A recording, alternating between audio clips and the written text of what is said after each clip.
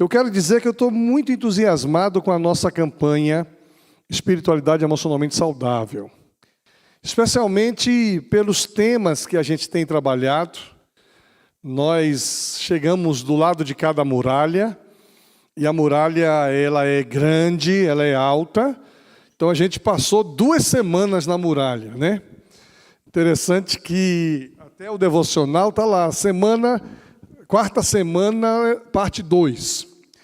Né? Então, assim, a gente tem falado sobre isso, foi muito bom, as reflexões, ainda que curtas em alguns momentos. Para os irmãos terem ideia, a minha empolgação é tão grande que hoje eu falei sobre retroceder para avançar aos pastores batistas da Grande Curitiba. Então, preguei para os pastores naquele tema, retroceder para avançar, e foi muito bom, a pastorada gostou.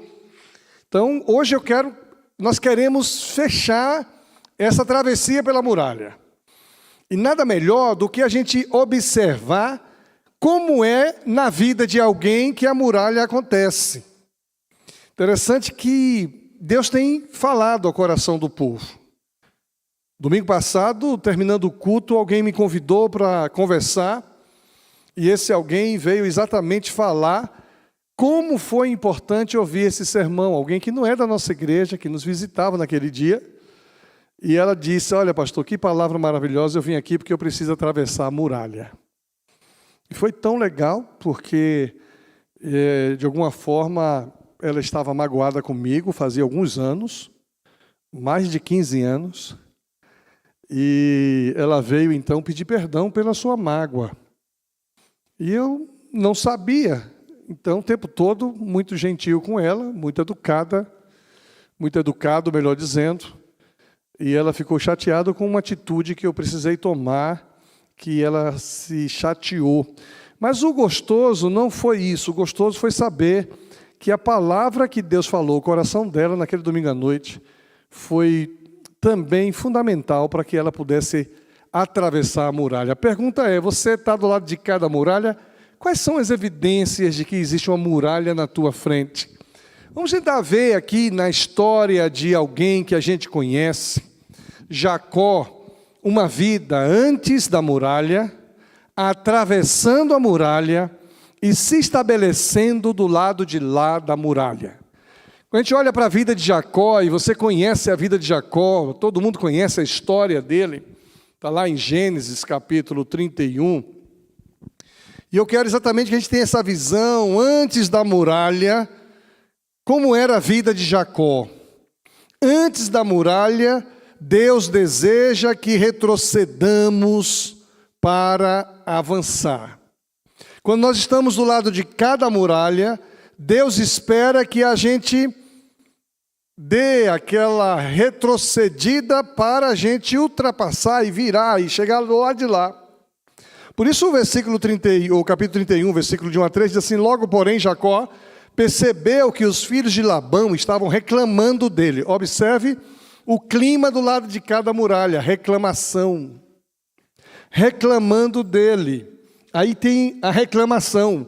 Jacó roubou tudo que era de nossos pais. Aí um tema de justiça, de sentimento de injustiça. Adquiriu toda a sua riqueza, sentimento de perda, de furto. Jacó também começou a notar uma mudança na atitude de Labão para com ele. O relacionamento estava tenebroso, diferente, suspeito. Versículo 3, então o Senhor disse a Jacó: volte para a terra de seu pai e do seu avô, a terra dos seus parentes, e eu estarei com você. Então, Deus espera que quando nós estamos do lado de cada muralha, que a gente faça um caminho de volta, que a gente faça um retrocesso. Interessante que a palavra arrependimento significa voltar atrás. E a vida cristã, ela não se estabelece sem arrependimento. Talvez a muralha que você precisa atravessar vai requerer de você uma postura de arrependimento, de contrição, de reconhecimento. Até onde você precisa retroceder? aquela pessoa que precisou retroceder há mais de 15 anos atrás. Interessante que o perdão, ele é tão urgente, tão necessário, porque a pessoa que guarda mágoa fica sofrendo 15 anos de sofrimento. E eu, feliz da vida, quando vi a pessoa com muita alegria, oi, fulana, tudo bem? Estou em paz. Imagine o sofrimento dessa pessoa. Ele me decepcionou, estou chateado com ele, não sei o quê, bababá. E eu não estou nem aí. Tem gente que talvez precisa retroceder à infância. Tem pessoas que ainda hoje sofrem traumas de infância.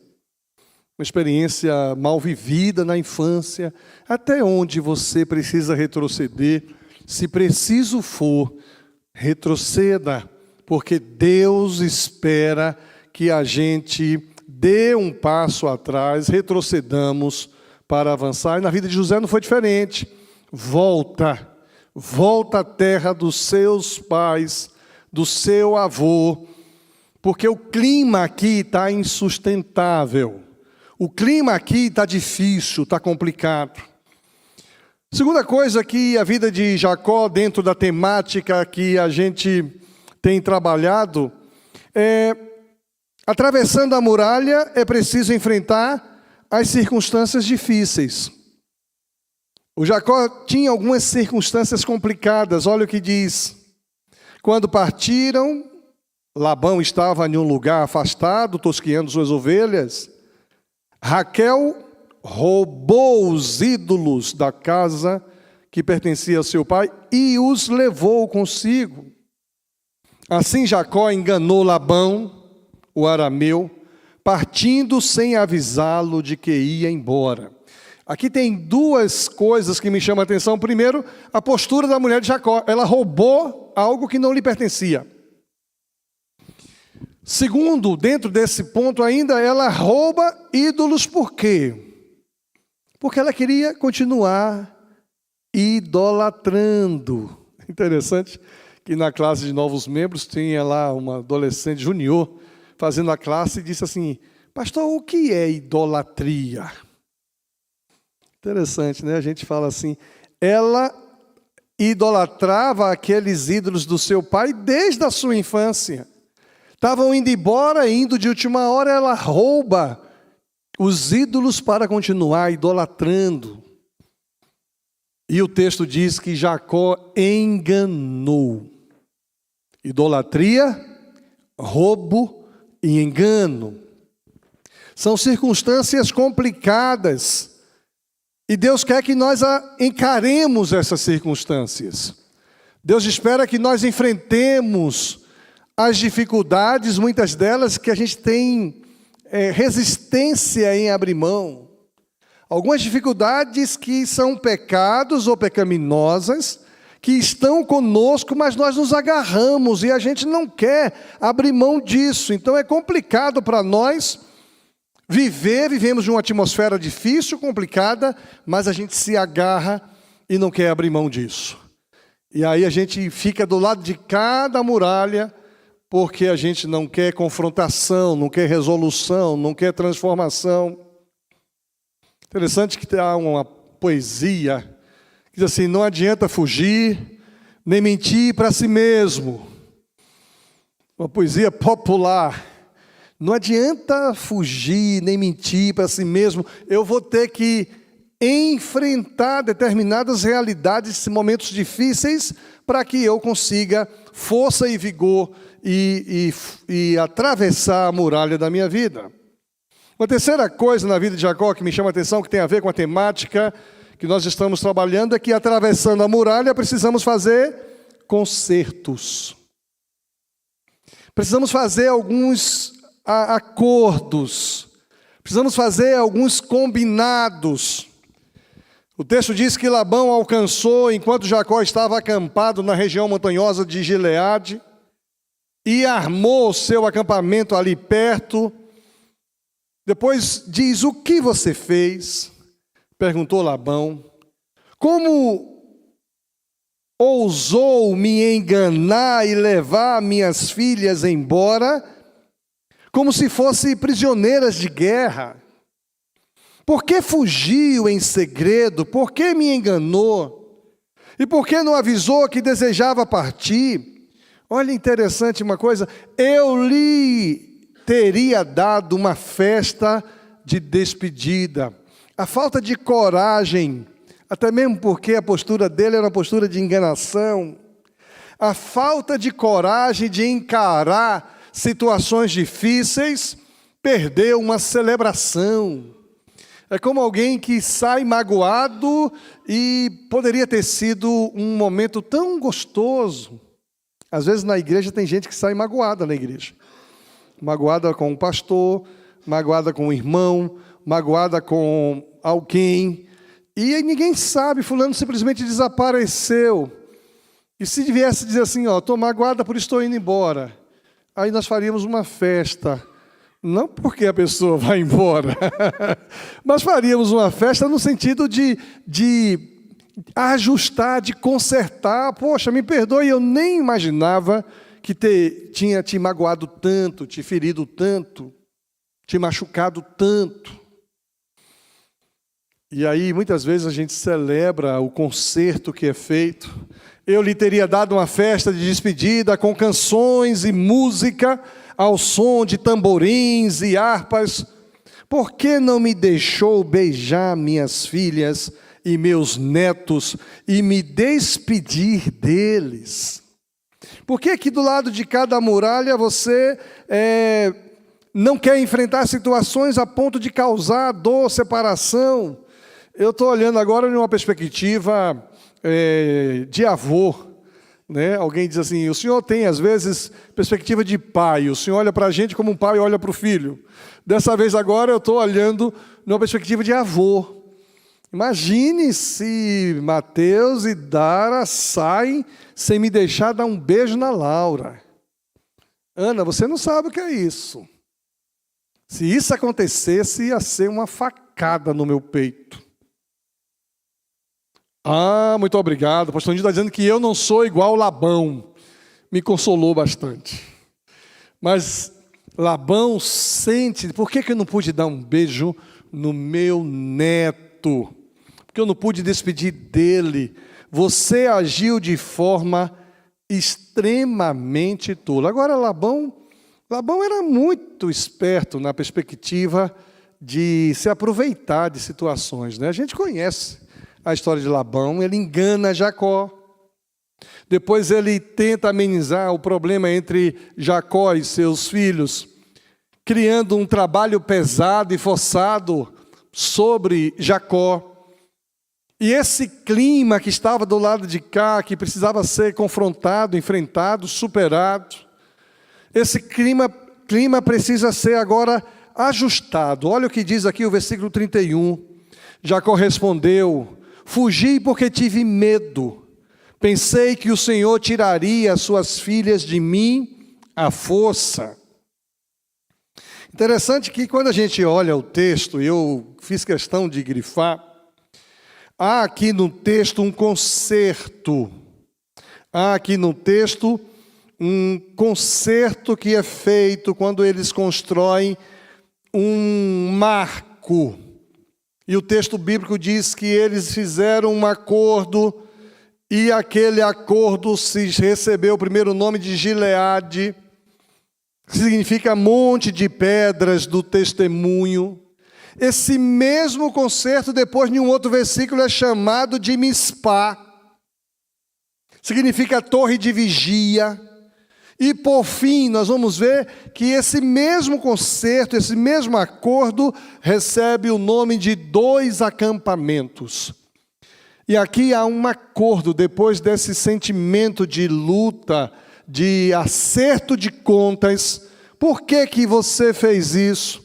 Eles então celebraram, fazendo um amontoado de pedras, dando a esse amontoado de pedras 3 nomes distintos. Na perspectiva de Labão tinha um nome, na perspectiva de Jacó tinha outro nome, e na perspectiva do anjo do Senhor tinha outro nome. Aí a pergunta que eu faço: quais são os concertos que você precisa fazer para você ser vitorioso, trilhando a jornada através da muralha. Tem gente que precisa fazer um concerto consigo mesmo.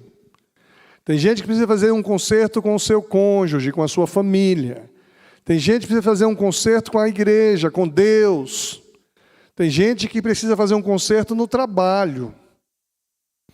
É preciso que a gente faça concertos, concerto de vida, e façamos acordos para poder a gente superar momentos difíceis e atravessar a jornada.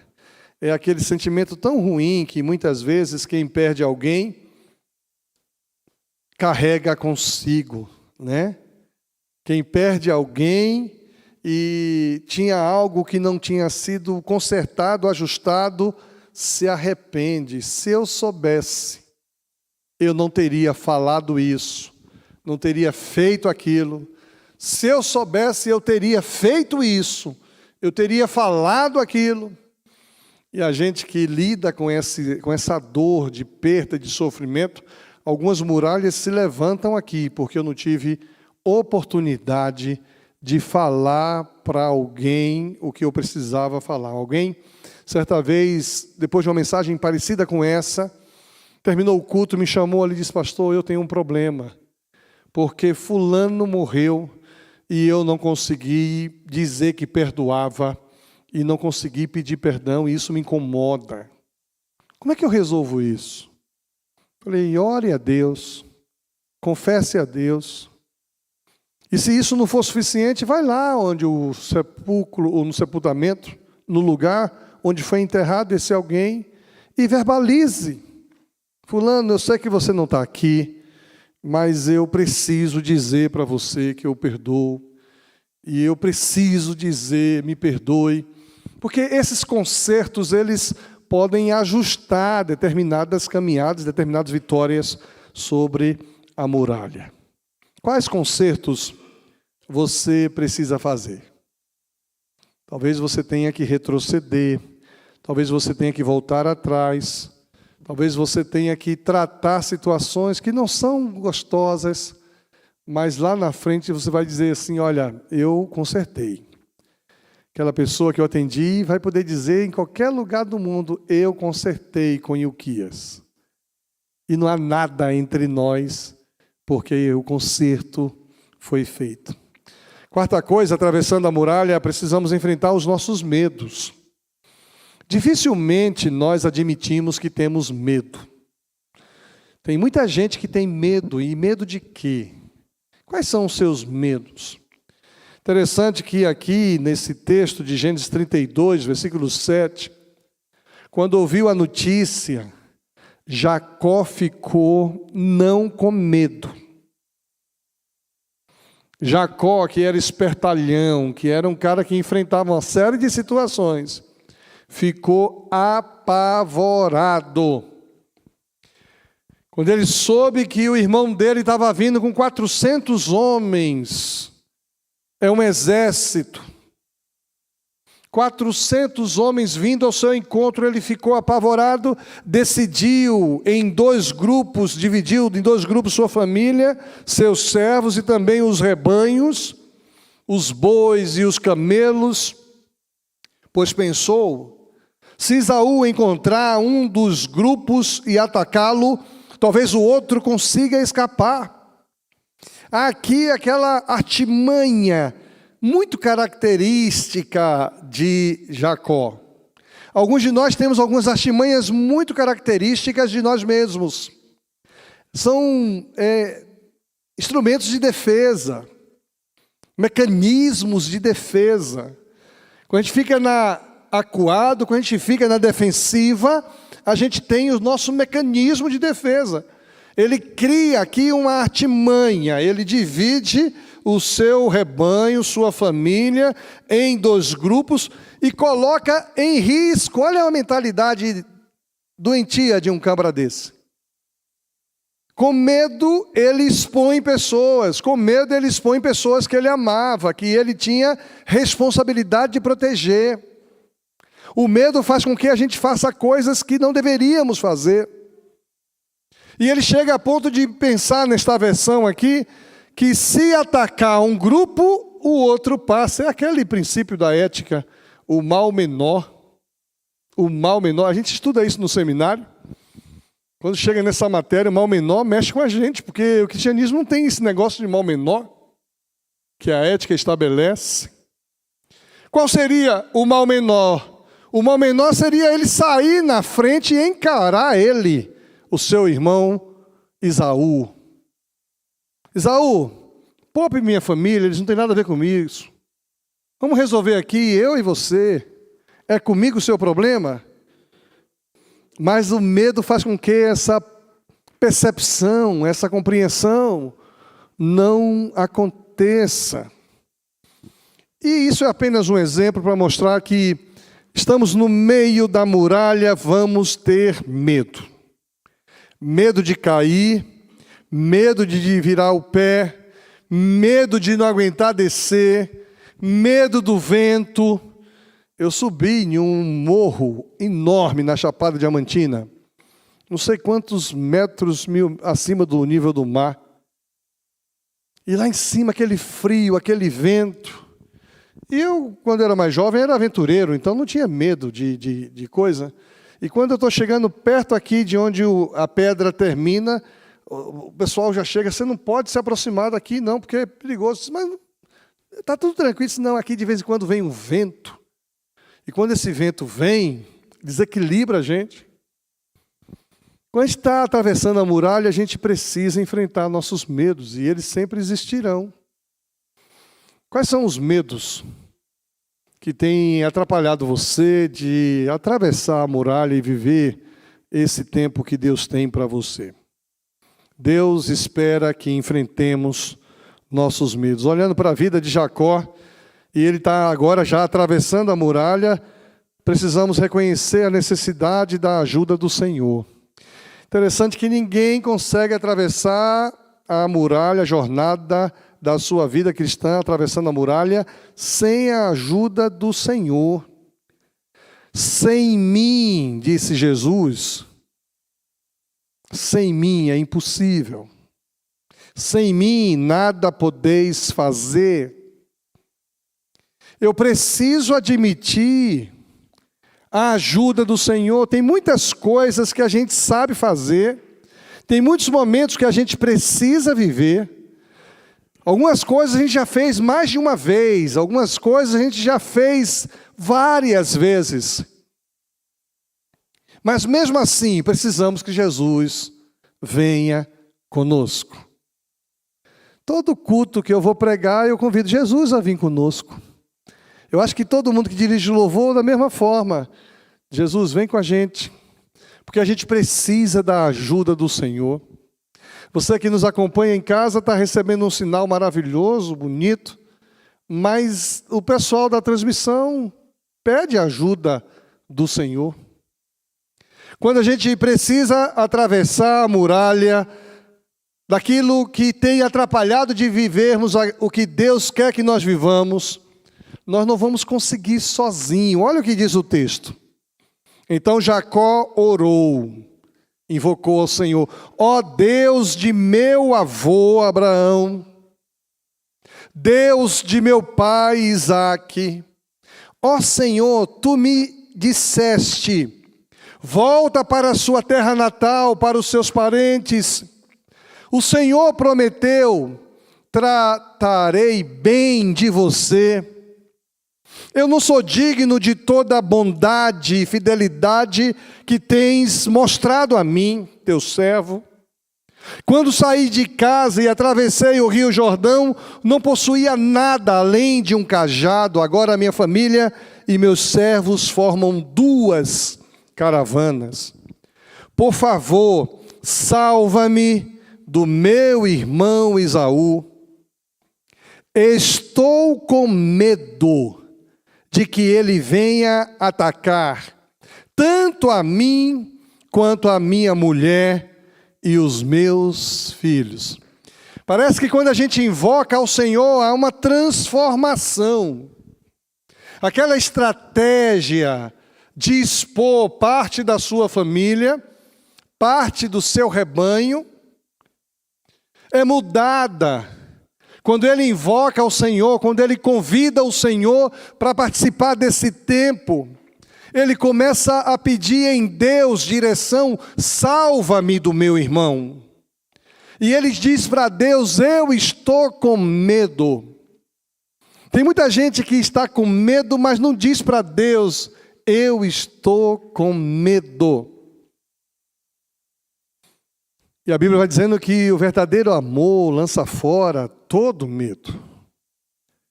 Por isso que é importante demais que nos momentos difíceis, nos momentos em que o medo toma conta de nós, que a gente vá falar com Deus.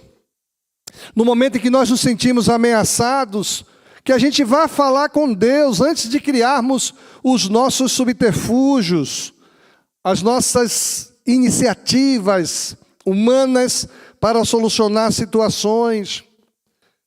Por isso, atravessando a muralha, precisamos reconhecer a necessidade da ajuda de Deus. Humildemente, admitirmos, reconhecermos e pedirmos a ajuda de Deus. A palavra nessa noite para você é: qual é a situação na travessia, na jornada através da muralha que você está vivendo, que você tem tido medo, que te amedronta, que te assusta, que tira a sua paz, que tira o seu sono, que te incomoda? Não queira fazer planos e criar estratégias antes de falar com o Senhor.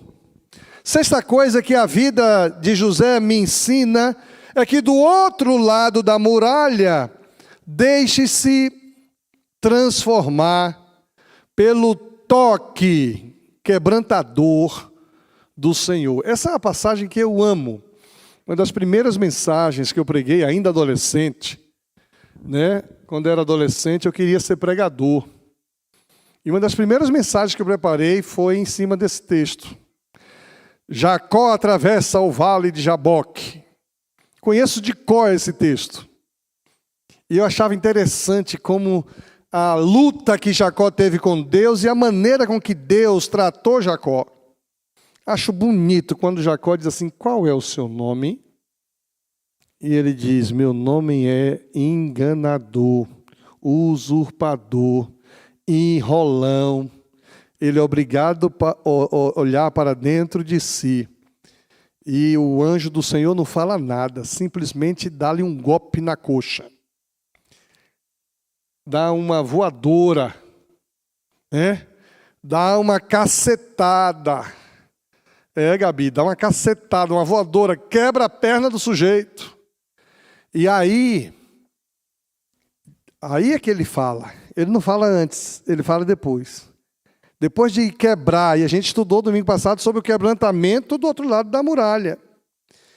Depois de quebrar a condição de resposta, de altivez, de vaidade, de usurpação, depois que ele quebra, ele diz: a partir de hoje, você não será mais enganador, você não será mais usurpador, você não será mais aquele cara que rouba, que engana, que mente.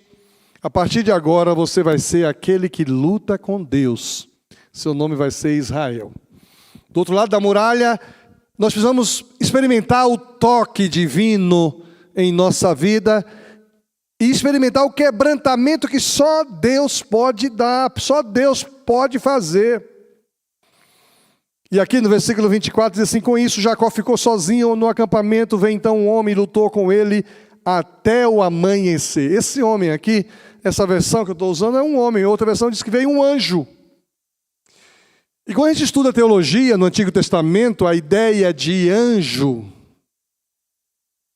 no Antigo Testamento é enviado de Deus. Quando a gente estuda teologia sistemática, nós vamos perceber que o anúncio do Messias, do Salvador, é que ele seria o Filho do homem. Então, quando a gente olha nessa versão, veio um homem. Que homem é esse? É o homem. O homem chegou. No Antigo Testamento, o anjo do Senhor é o próprio Senhor. É o próprio Senhor. Interessante que estudando com a classe Novos Membros, a gente foi estudar sobre a Trindade. Você já tinha estudado a Trindade com eles, né? Mas eles ficaram encucados. Vamos falar sobre a Trindade. E quando eu dizia assim, um não está ausente dos demais, difícil de entender isso. O Deus Pai não está ausente do Deus Filho e nem do Deus Espírito.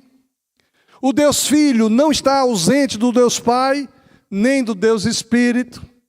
E o Espírito do Senhor que pairava sobre a face das águas não está ausente do Deus Pai e nem do Deus Filho. O homem desceu e lutou com Jacó. Interessante que isso aqui nos traz um indicativo extraordinário. Existem momentos que nós lutamos com Deus, que nós acusamos Deus, que nós apresentamos diante de Deus a nossa demanda. Mas tem alguns momentos que Deus vem lutar conosco. Não é uma iniciativa, mas é uma resposta de oração. Você não pediu minha ajuda? Você não quer que eu livre você do seu irmão Esaú? Eu vou precisar que você mude sua maneira de ser e sua maneira de fazer, a sua maneira de pensar e de agir. E Deus muitas vezes vem lutar conosco, porque inconscientemente dentro de nós estão as nossas forças motriz da vaidade, do orgulho. Eu fui pregar lá em São Luís, eu falei do quadro que eu tenho no meu gabinete do eu crucificado. Falei para os pastores isso. Falei para a igreja que estava lá. O irmão mandou para mim hoje a mensagem: pastor, manda a foto daquele quadro. Eu fiquei curioso. Então, eu tenho que ir hoje à noite, terminando aqui, me lembre de tirar foto, viu, Estes? Você que tem que me lembrar, porque tem um negócio para você lá no gabinete. Essa foto e mandar. Fazer uma foto bem bonita apontando aqui para esse quadro. Por quê?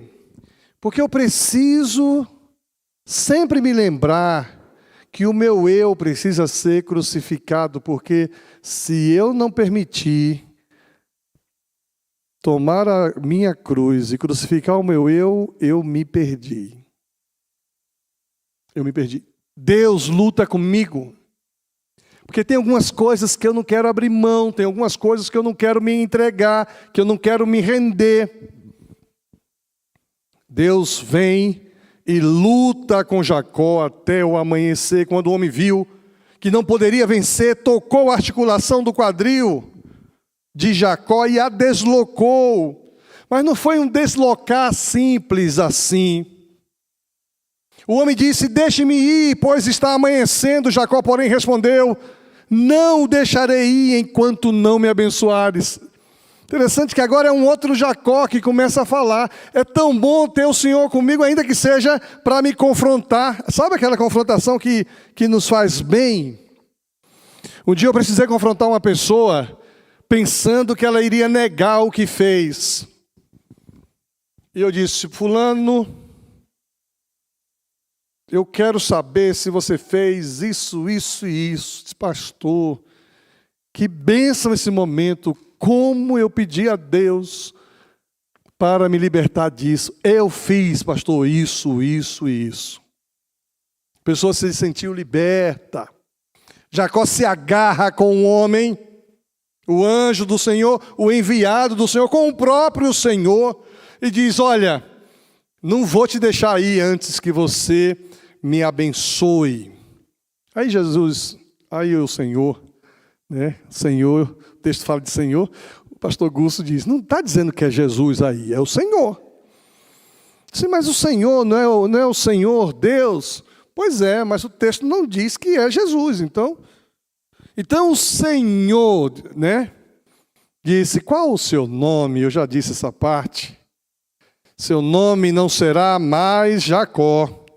De agora em diante você se chamará Israel, pois lutou com Deus e com os homens e venceu.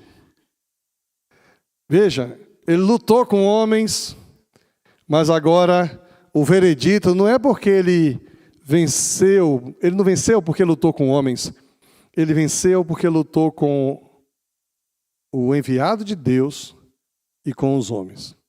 Aí fica uma lição interessante, Marcão. Às vezes eu preciso lutar com homens. A luta que eu tenho que travar com homens é uma responsabilidade minha, dada por Deus. A força, os recursos que Ele colocou em mim estão aqui, para que eu possa fazer a minha luta com determinadas situações. Mas o que garante a vitória não é a minha luta com homens, é quando eu estou com Deus lutando com os homens, aí sim, venceu. Qual é a área de sua vida que precisa ser transformada por um toque divino? Qual a área do seu viver que precisa ser transformado por um toque de Deus? Talvez haja necessidade de um quebrantamento. Haja necessidade de uma trombada. Talvez haja necessidade de uma transformação que só Deus pode fazer. Outra coisa que eu aprendo aqui com José, dentro dessa perspectiva, dessa jornada através da muralha, é que do outro lado da muralha nós vamos desfrutar de uma comunhão e de uma paz que a gente não faz ideia. O texto deixa bem claro que Jacó passou à frente. Interessante que antes ele botou os grupos na frente. Quando ele ora com Deus, ele pede a ajuda de Deus para proteger os seus. Agora, com a vida transformada, ele passa à frente. Ele se coloca na brecha. Ele se expõe. Jacó passou à frente e, ao aproximar-se de seu irmão, curvou-se. Olha a postura agora desse homem. Quebrantado, transformado, humilhado, curvou-se até o chão, e não foi uma vez só não. Foram 7 vezes. 7 vezes curvou-se até o chão. Interessante que a resposta foi surpreendente. Ele pensava que Esaú vinha com 400 homens para matá-lo. Correu Esaú ao encontro de Jacó e o abraçou. Pôs os braços em volta do pescoço do irmão e beijou. Às vezes a gente, quando recebe um beijo, fica constrangido, né? Tem alguns caras que me beijam. Hoje o Adilson me viu. Lembra do Adilson? Eu te amo! Ele me viu hoje, veio e me lascou aquele beijo molhado. Beijão de amor. E quando o cara tem um bigode grande, eu me lembro de um pastor que eu conheci quando cheguei logo aqui, o presbiteriano, o pastor Elias Abraão, me conheceu de manhã, falou do meu nome, explicou coisas para mim do meu nome que eu não sabia. Quando chega à noite na igreja do camarada, o cara vem com aquele bigodão, parecendo de uma outra pessoa, e me espetou o rosto, me lascou um beijo. Eu falei, conheci o cara de manhã, o cara está me beijando de noite. Você dá risada, meu filho? Até descobri como é que o jeito do cara era. Agora o irmão chega, abraça. Por que será que a Bíblia faz questão de descrever? Por que a Bíblia não falou apenas abraçou e beijou seu irmão? A Bíblia faz questão de mostrar que algo muito significativo estava acontecendo ali. Ele encurvou-se.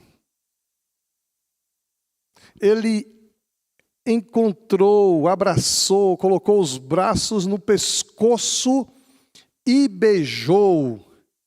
E aí é uma celebração bonita. Os dois choraram, porque do outro lado da muralha nós vamos desfrutar da comunhão, da paz, que a gente muitas vezes não sabia que seria possível. A gente entende que o que Deus tem para nós são coisas grandes, maiores. É aquele texto do Novo Testamento, né? Que quando a gente busca o Senhor, esse Deus que é poderoso para fazer abundantemente, infinitamente, mais além daquilo que pedimos ou pensamos, Ele ficaria satisfeito se Esaú matasse apenas ele e deixasse viver os seus. Ficaria muitíssimo satisfeito se simplesmente deixasse passar sem poder abraçar ou beijar. E aí, gente, começa eu não coloquei esse texto aqui, porque começa uma série de bajulações agora. Fica com a gente, a minha casa é sua, minha terra é sua, meus servos são seus.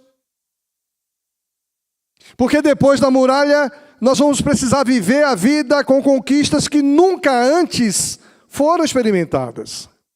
Jacó sai aqui, vai fugido para Labão. Em Labão ele faz uma lambança tremenda, sai dali fugido também, e ele então tem que atravessar a jornada para viver a vida abundante que Deus tinha para ele. E quando ele tem esse conserto, esse encontro, esse ajuste, quando ele busca o Senhor, ele experimenta a intervenção de Deus. Aqui do lado de cá, ele vai viver uma coisa, olha o que diz o versículo 18.